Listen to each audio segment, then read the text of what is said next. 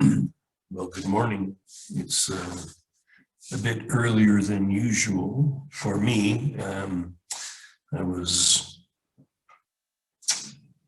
spoken to in the night. It seems like it's time to share a little bit of my personal experience with what might be called a voice for God. It's very important that we understand that each of us in our own way will receive a call, an invitation to participate in this process of evolution, each being invited to give our highest creativity to this process, or even you might call plan in Course in Miracles language, God's plan for salvation. So when I was quite young, at University of Connecticut, 1974, it was the spring, would have been my last semester, would have graduated that spring, I believe. Anyway, I had started university as a math and physics major, and then got interested in anthropology and then psychology. And so I ended up with a major in psychology, but I was interested in spirituality also. And so it drew me to an experimental class in something that later, a field that would be called transpersonal psychology. There was a professor at University of Connecticut, Ken Ring, who was offering this class in, like I said, the experimental college, where we would be exploring consciousness, a variety of things that he would sort of cover, out-of-body experiences, near-death experience, whatever. Ken actually became quite an expert in the field of near-death experience, wrote a book on that subject. So you might look him up and see what his contribution was around the study of near-death experience. Anyway, we were in class and doing a meditation. He had us all laying on the carpeted floor of this graduate school classroom, and guided us on a meditation where we were imagining ourselves like on this raft floating down a canal, pretty flowers on the banks, very beautiful. In this meditation, we were imagining that we were dead and our body was floating down. It was like a funeral procession or something like that. Anyway, during this experience, and his voice was very steady, very droning, just guiding us along in this thing. And anyway, I started having a strange experience where I was hearing drumming in the distance, and the drumming was getting louder and louder, and I was starting to get very agitated. And I could actually open my eyes and see that I was just laying on the floor of a classroom during this guided meditation. But I was getting very anxious. The drumming was getting louder and louder. I started, my heartbeat was getting really strong, and I was getting very, very afraid.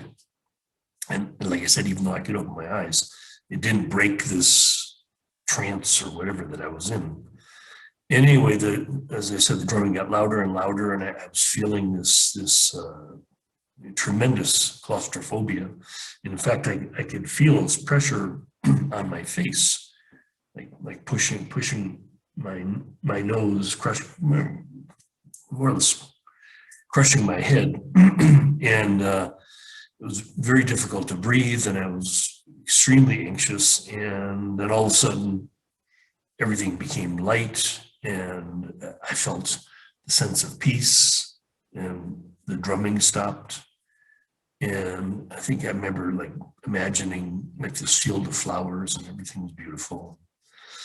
All of that. Anyway, at the end of this class, the meditation, I approached Ken and I told him about this experience I had. And he goes, wow. He goes, well, you just went through a death rebirth experience. You actually remembered your birth. And that explained the drumming and the crushing the face and all of that. I relived my birth. I had a memory of my actual birth.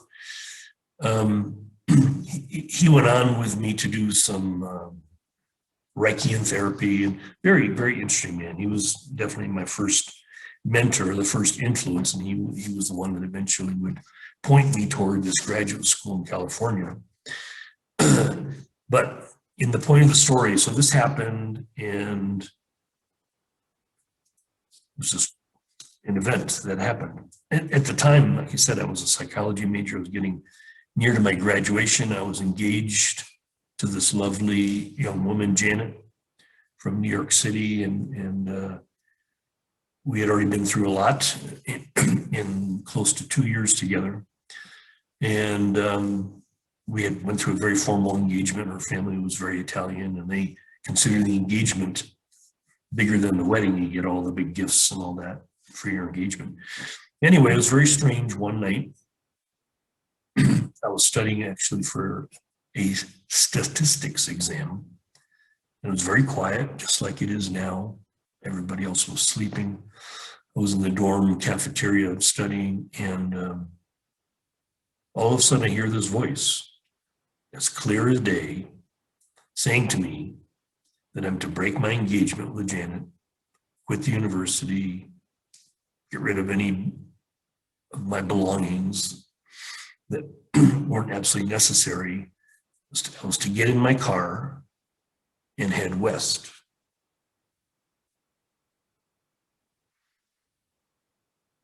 Now, normally, I think most people would go, well, that was crazy. What was that all about? Well, even though I didn't have any belief at the time in a higher power or God, whatever, I was quite the agnostic, I think. That voice was so powerful. It carried such authority that I knew I had to follow the voice. So I did the unthinkable, especially in Janet's mind and my family. Everybody thought I was just absolutely crazy. I broke my engagement with her, quit the university, got rid of the few, I didn't have very many possessions at the time. I'm just a kid. And I had this old Opal Manta, I think. And I remember, I think I had $125 or something like that. I had no idea where West was. I mean, Connecticut. West is pretty much anywhere. But I did it. It took me about 3 weeks to sort of get all this together. And I sat with Janet for probably 2 weeks every day. And she cried and cried and cried. Like, why would you do this? And I just said, I don't know. I have to do this. So I ended up running out of money in Reno, Nevada, and trying to make sense of what am I doing? And so I didn't know. Like, it wasn't shown to me at all for a while. I ended up calling my mom and asking her to send me $25 so I had enough gas to get out of Reno, Nevada. And I ended up, for some reason, in Lake Tahoe and stayed there, got a job and working in a casino at a restaurant. And it was like, I had no idea what I was supposed to be doing, but here I was west, I was almost in California. And along the way, I got this clear idea that the school that Ken Ring had been talking about, this school called the California Institute of Asian Studies, that I was supposed to go there. It was the only place that had a program that was somewhat like transpersonal psychology. They integrated Western humanistic psychology with Asian spirituality. There would be eventually, in another year or so, the Institute of Transpersonal Psychology opened up in Palo Alto, but that was not open yet. So I remember thinking, oh, okay, I'm supposed to go to San Francisco and go to the school. But of course, I had quit the University of Connecticut. So I couldn't go to the school until I'd finished my degree. So here I am, like a year later, I finished my degree, went back because I knew I was supposed to go to the school. Well, as it turned out, the school was interesting and taking classes in, I remember, Japanese arts and literature. And I was taking this class in Tibetan Buddhism with this woman from Burma. Her name was Rina Sarkar. And this whole story is because the reason I was supposed to be there was that Rina was going to be the next voice for God. Through her was going to be this pretty amazing answer to my question. Why did I disrupt my whole life to head west? Here I am in San Francisco, California. And I had these two roommates, of Sheldon from Vermont and Will from Iowa. And I remember one morning waking up, just having this crazy dream where I saw this word OASIS, and I saw myself in a light-filled room, and it was like I was some kind of a teacher, and there's people around, everybody was happy, smiling. It was a strange dream. I remember telling Sheldon about it. He's like, wow, that's, maybe you're seeing something about your future. Maybe we're supposed to have this like spiritual ashram retreat center kind of thing someday. And he was kind of keen on that whole idea of having like an intentional community. And I'm just thinking, wow, it all just seems so crazy. And I think after like 2 days, I pretty much forgot the dream. But the next time I was in the class with Rina, the woman teaching Tibetan Buddhism, she pulls me aside after class and says, I need to speak to you in private. You need to come to see me. So I'm like, oh my goodness, is she gonna spank me for falling asleep in her class? Why does she want to see me privately? Anyway, long story shorter, I show up at her little room. She actually had a room upstairs in the same building that had the classes. She was this little saint. I didn't really believe much in her because I'd heard people say, oh my God, she's a powerful spiritual healer. She's actually brought people back from the dead. I didn't believe any of that. I wasn't, here I am in the school, but I wasn't nearly so affected as many people were. There are many people that wore Buddhist robes and they're Buddhist. I'm a Buddhist. I'm just a young kid interested in spirituality and Alan Watts. He'd actually helped start this school. Anyway, I show up at her room, knock on her door, she opens the door, and she just reaches up and she touches me right here. And this bolt of energy goes through my body like electricity. My knees buckle underneath me, and I'm on the floor sobbing like a baby. And she's holding me like a mother, rocking me like, it's okay, it's okay. It's okay. But I just had felt this this power, this love energy. It just shattered my mind. I just couldn't fathom what had just happened. Anyway, she does this thing where she's kind of reading my poem, and she said to me, she goes, the other day you had this vision, yes? The OASIS. She goes, well, this is all going to be true. You have a destiny. Your destiny to become a great spiritual teacher.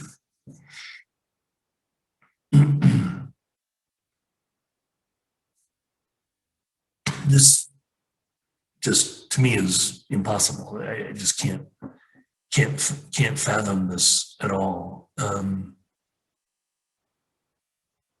And she said, it was kind of cute. She just said, remember one day Rena told you so. It was so funny. I remember walking down Dolores Boulevard after this. I was like in shock. It's like, what? Oh, I forgot one part of the story. She said she saw this vision in in my class. She said, I could see. She said, you have the brow of David. The brow of David. What the hell is that? You have the brow of David. Your destiny is to be a great spiritual teacher. And I just remember walking down Dolores Boulevard going, what the fuck? That's crazy. And this voice came into my head, just like the voice before, very clear. And the voice said, if someday you were going to be very, very good, first you must be very, very bad. And I remember thinking like, wow, I can do that.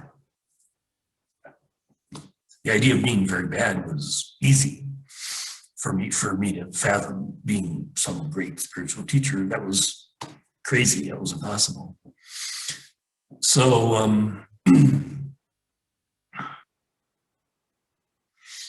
yeah, my life just went into this crazy whirlwind of insanity for the next 10 years or so. You know, here wrestling with this thing in the back of my mind, I have this destiny to do something good. And meanwhile, my life is just going, I'm moving all over the place, being with lots of women, drinking, drugs, crazy. I got to get into the restaurant business in San Francisco. It was really, really crazy. It just spun darker and darker and darker and darker.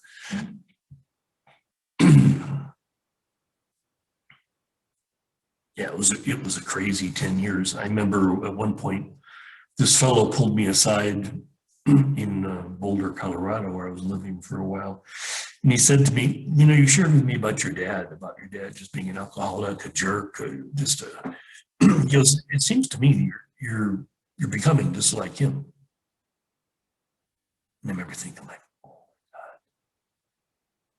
oh my God, that's true. What am I supposed to do? Anyway, I knew I needed to get help. And so I ended up being with a therapist, now back in Hartford, Connecticut, for about a year. And he talked with me about the drinking and the problems and everything just out of control. And he would ask me this question each week. I'd see him on a Monday morning. And he says, is it bad enough yet? Like, when it's bad enough, you'll stop. When it's bad enough, you'll get help. You'll surrender, Dorothy. And it just went on and on and on. This is like for, I think, 14 months. I remember when I turned 33, and I remember thinking to myself, it's September now, like, you know, something's got to happen. I just had this idea, this kooky idea, like, wow, you know, just 33.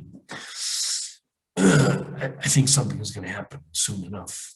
But I kept just allowing this darkness to just consume me. It was getting very strange. Things that I was doing, really going deep into the dark night. So one night, now in early November, I'm drunk out of my mind. I'm driving a battered old Jeep. I'd closed down the restaurant that I worked in with the bartender, and we we're both going to go back to my place and drink some more and shoot darts or whatever. And I remember getting into the Jeep, and it was this like 25-year-old Jeep that bounced all over the place. You had to wear your seatbelt just to stay in your seat. And I remember getting in the Jeep that night going, you know, I don't need the seatbelt. And I'm driving way too fast and very reckless. And it's a blustery, cold, rainy November night. And I remember getting to this curve, and there's no way I'm going to stay on the curve. I was going way too fast.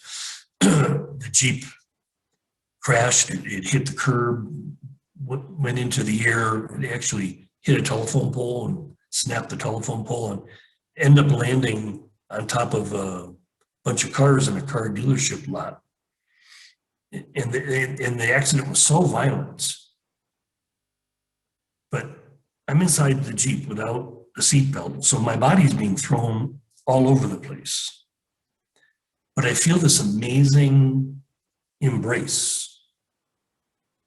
And I'm like in this cocoon.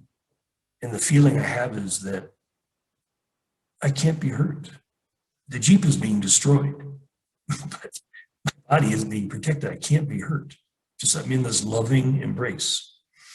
At the end of the crash, my buddy who was following me, his car was like, he just saw his friend get killed. And I crawl out of the Jeep. The rear axle was torn off the Jeep. I crawl out of the Jeep and I'm like laughing. You know, I'm drunk. I'm laughing. Oh my God. Oh, that was crazy. Oh my God. And I hear in the distance a siren coming. It's like, oh my God, we have to get out of here. I'm telling my friend, help me roll the Jeep over because the cops, they're coming. He's like, the Jeep, it has no rear axle. You can't drive this thing anywhere. Anyway, crazy story. The officer actually drove me home because I didn't have a car. Didn't arrest me for being drunk. I mean, it was just crazy. The whole thing, crazy. And this is a Sunday night. It's perfect.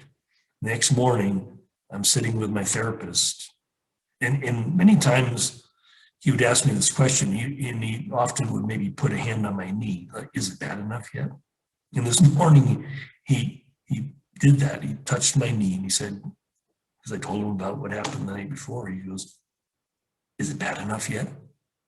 And I remember just looking out the window, tears coming down my cheeks. And I'm like, I don't think so. It's crazy. But luckily, where I lived was only a few blocks away from my therapist's office. So I walked back into my shabby little apartment, and suddenly my knees, for the second time, my knees just buckle underneath me and I'm on the floor, just sobbing. And I cry out to whomever, again, I didn't believe in any God or anything, but I cry out, I give up, I surrender, I can't do this anymore. And within a few days, I'm in a treatment center in Spofford, New Hampshire. I'm getting near the end of the story because the piece that comes together in the story is in the treatment center. I was very, defended, very resistant. Whenever people would, hold hands and say the Lord's Prayer, I'd always kind of roll my eyes like, oh, brother, this is stupid. And I had a roommate who said, someday, he actually showed me this quote at the end of the big book of AA about, I forget now the quote, I'll remember it sometime and share it with you, but it was like I was just being so afraid, right? We're so defended. It's like, oh, well, I had a handle that I had to say in group saying, my name is Louis, I'm an alcoholic, and I'm terrified of being like you. Like I'm terrified of being a human being, a normal person, vulnerable, honest, whatever. It was so cute how they give you this handle to help break you open. And because my roommate had encouraged me to consider praying. He said, there's a really good prayer. It's called the third step prayer. You might consider it someday. Prayer's not for me, it's prayers for the little people. So in group, finally, it took about 2 weeks, I think, in group, I just broke down. I just broke down and get up and I leave the group because I'm just like sobbing, and my therapist engages me in crying on her shoulder and slobbering all over her sweater, and like just crying, just like I'm lost. And she says, after I finally, she said, what do you want to do? I said, I need to go back to my room and pray. So I go back to my room and I get the big book, and I, in my arrogance, I never even, looked up this prayer that my friend had recommended, the 3rd step prayer. But that day I did. I knew where it was. I think I put a bookmark in that spot, or maybe he did for me. Yeah, if you ever need the prayer, here, it's right here. There's a bookmark, 3rd step prayer. And so finally, here I am in this moment of utter humility. I'm just destroyed. I realize how wretched I am, how my life is. And I'm ready to say this prayer. And I read this prayer aloud through my tears. I'm crying again. God, my Father, I offer myself to thee to build with me and do with me as thou wilt. Relieve me of the bondage of self, that I may better do thy will. Take away my difficulties, that victory over them may bear witness to those I might help. Of thy power, thy love, thy way of life, may I do thy will always. Amen. And I said that prayer, the first prayer I'd ever said in my life, and this feeling, exactly the same feeling I had in the Jeep during the accident, this loving embrace, like God was behind me, kneeling behind me, holding me. And the voice was so clear, the same voice I heard before, saying to me, as long as you're able to do this, you will never have to worry ever again.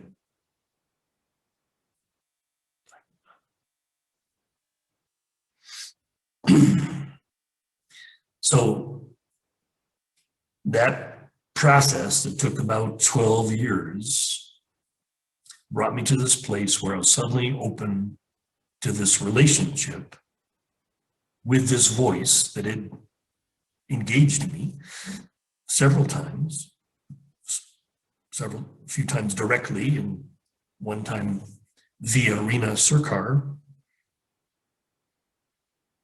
that I was ready. I was ready to begin my real journey, what the voice had pointed me toward that many years before, ready to start building a real relationship with God, the unmanifested, Abraham, whatever, again, you want to call it. And I'll continue this story another time, where that voice for God will take, different